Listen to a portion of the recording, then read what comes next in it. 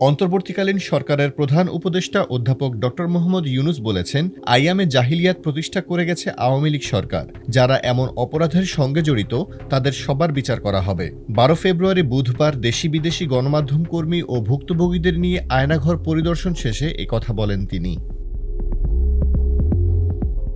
রাজধানীর আগারগাঁও, কচুক্ষেত ও উত্তরা এলাকায় গেছেন তারা। এর মধ্যে রয়েছে প্রতিরক্ষা গোয়েন্দা মহাপরিদফতর, ডিজিআইএফ-এর যৌথ জিজ্ঞাসাবাদ সেল এবং র‍্যাব-২ এর সিপিসি-৩ এর ভেতরের সেলগুলো। পরিদর্শনকালে ড. মোহাম্মদ ইউনূস বলেন, এরকম ইন্টারোগেশন সেল, টর্চার সেল সারা বাংলাদেশ জুড়ে আছে। কেউ বলছে ৭০০, কেউ বলছে ৮০০, সংখ্যাও নিরূপণ করা যায়নি।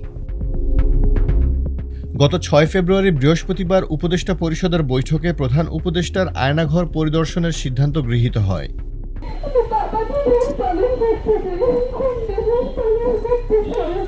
অভিযোগ রয়েছে, সাবেক প্রধানমন্ত্রী শেখ হাসিনার শাসনকালে ২০০৯ থেকে ২০২১ সালের সেপ্টেম্বর পর্যন্ত ৬০৫ জনকে গোপনে বন্দী করে রাখা হয়েছিল। অন্য আরেকটি তথ্যে বলা হয়েছে, ২০১৪ থেকে ২০১৯ সালের জুলাই পর্যন্ত বাংলাদেশে ৩৪৪ জন ব্যক্তি গুমের শিকার হয়েছেন। তাদের মধ্যে মৃত অবস্থায় পাওয়া যায় ৪০ জনকে, আর ৬৬ জনকে সরকারি হেফাজতে গ্রেপ্তার অবস্থায় পাওয়া গেছে।